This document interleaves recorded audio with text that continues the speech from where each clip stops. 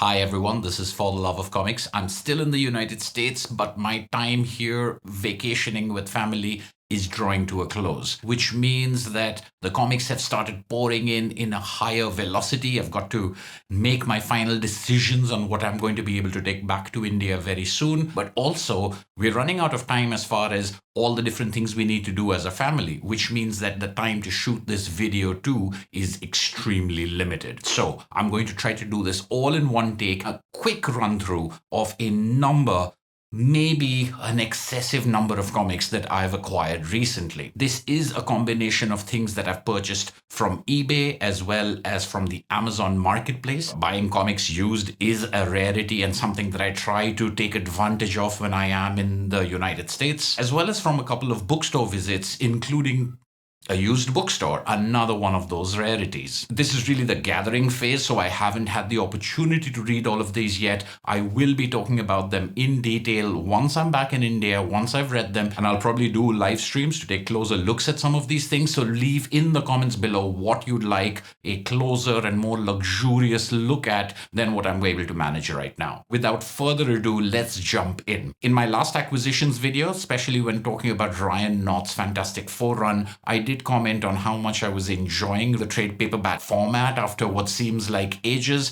and that continues with 6 slim volumes of the Immortal Hulk. I picked up this lot of trade paperbacks from eBay for a very reasonable price. They do have some creases, but I don't care because the pages inside look pristine. The Immortal Hulk by Al Ewing is a series that I've heard a lot about. A lot of people praised it as a series that even a non-reader of in-continuity Big Two comics would enjoy. And in particular, the Comic Binge, with whom I share a number of conversations here on YouTube, has this selected as the next recommendation for me. For those of you who don't know, we've done an episode in which I recommend a comic to him and he recommends a comic to me. And I have read the first trade, which I thought was excellent, just like Ryan Knott's Fantastic Four series that I was talking about last time. At least the first volume was a collection of standalone short stories within a longer arc, something that I enjoy tremendously. Now, whether the rest of the series lives up to that remains to be seen. Have I made a mistake by going for a lot rather than trying it out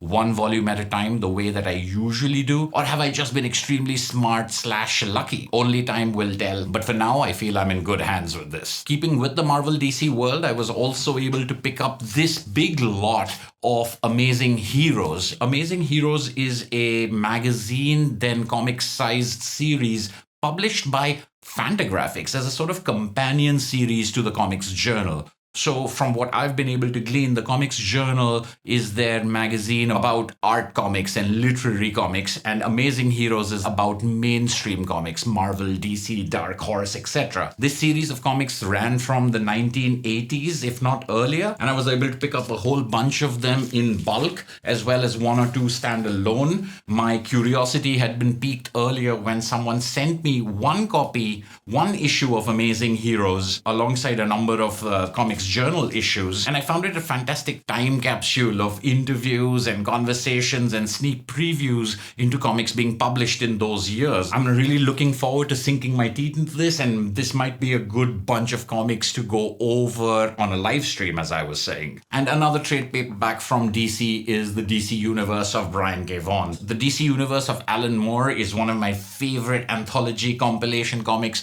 of all time. Over the years, I've picked up a couple of other of these DC Universe books, Mike Mignola being one of them and Neil Gaiman being another. Brian K. Vaughan is a writer that Ashwita and I both really enjoy, and this was spotted by Ashwita at being more than 50% off at one of the bookstores we were visiting, and so we threw it on the pile. Next, I think we can talk a little bit about completing or filling gaps into a series. This is Aya, Claws Come Out. This is actually the 7th volume of Aya stories translated into English. But Drawn and Quarterly has brought out compendium volumes of the first 6 in 3 in one and 3 in another. The publication history of the series is quite complicated. I have the first 3 volumes in a larger format hardcover. The next 3 volumes only came out as a paperback compilation. And now the 7th volume has been brought out as a standalone, smaller sized hardcover.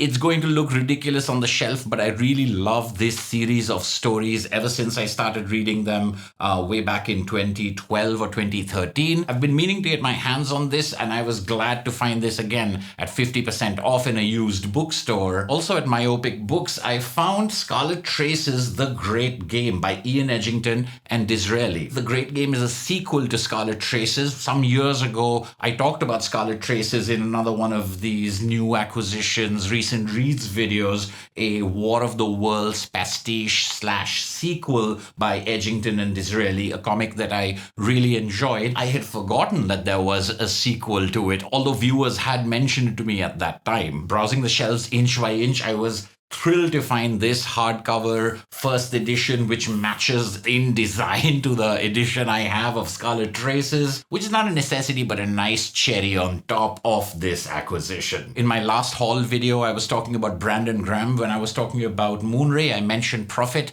and that led me to realize that I hadn't gotten volume 4. I've gotten volumes 1, 2, and 3 of Prophet, but volume 4 is something I sought out on eBay, found a copy for cheap, and was glad to grab it. I think there is one or maybe 2 more trade paperbacks of Prophet by Brandon Graham, including Earth War, which might have been a later continuation of the series or a conclusion of the series. I'll continue to keep an eye out, but in the meantime, I'm glad to add volume 4 joining to my Prophet collection. And just like I did last year, I did pick up a couple of volumes of The Sixth Gun in these deluxe editions. This is volume 3, with volume 1 and 2 being books that I'd picked up last time and found them extremely cheap at about $10 each. This wasn't quite so cheap, but given the fact that this has a list price of about $60, I think the $22 or $23 I paid for this used is a pretty good deal. These are just handsomely produced books of a series that I greatly enjoy, so a few dings on the corners of these hardcovers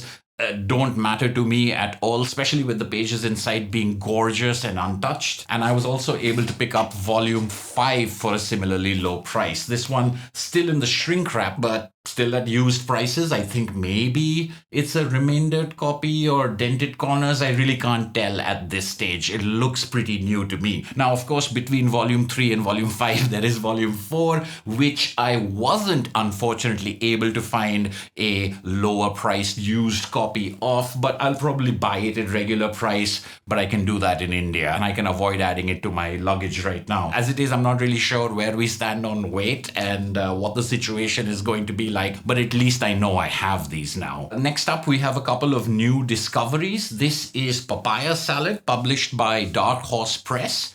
And it's the debut graphic novel from Thai-Italian illustrator Elisa Maccarelli. Both Ashwita and I were attracted to this by the handsome production and the gorgeous art and colors inside. Once again, more than half of list price at Myopic Books. This seemed like a worthwhile book to take a chance on. Something completely different is The Washington Tragedy Part 1 and Part 2, a very handmade, I think self-published zine that we picked up at Quimby's. Regular viewers of this channel will know that Ashwita and I love visiting Quimby's every time we're here. And just like Alley Cat and Challengers Comics, 2 other bookstores alongside Quimby's that we visited last year, they now all stock copies of The Sun is Made of Silver, the comic that I'm currently working on with Nikhil Gulati. As a quick plug, if you're in the Chicago area, check out Alley Cat Comics, Challengers Comics and Conversations, and Quimby's, fantastic comic book stores that support independent and self-published comics and zines and show them some love. Continuing the discovery of comics I hadn't heard of thanks to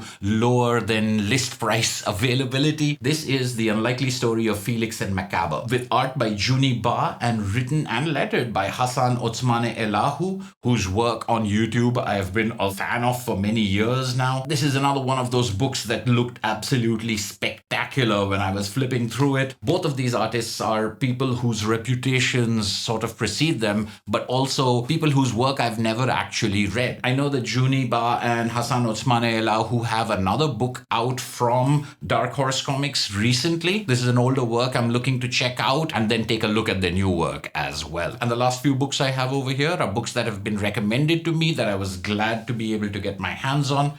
First up is Weapons of Mass Diplomacy. This is a French comic published in translation by Self-Made Hero that I believe is out of print, but I was able to find an ex-library used in a sort of little rough condition on the outside copy of on Amazon Marketplace. Weapons of Mass Diplomacy was recommended to me by Nikhil Gulati, my co-author on The Sun is Made of Silver, who had a very high praise for this fictionalized account of France entering the war in the Middle East in 2002. Or at least I think that's what it's about. I've purposely kept myself a little in the dark about it. And once again, something I'm looking forward to sinking my teeth into. And the last two recommendations over here are also the most recent. In fact, they were recommended to me by viewers of my last video saying while I'm here, I should try to find these books, which I was miraculously able to. This is Little Bird, a comic whose covers had attracted me many years ago when it was coming out, but I was able to find this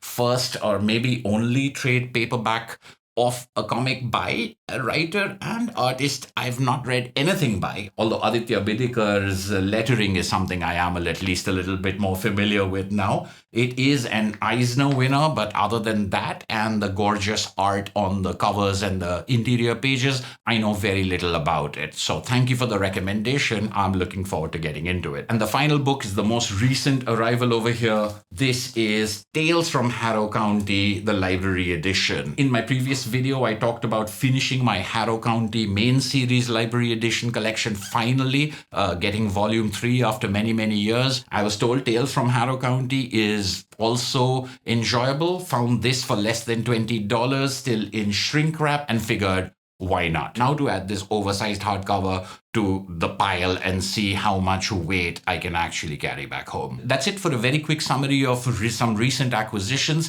It still isn't comprehensive because there's another handful of books that I have not been able to lug out in front of the camera while people are out of the house. I will be talking about them in greater detail once back home. Thank you everyone for watching. Thank you my patrons and channel supporters for all their help. All of these acquisitions are really sponsored by them. This has been For the Love of Comics, and I'll catch you in the next video.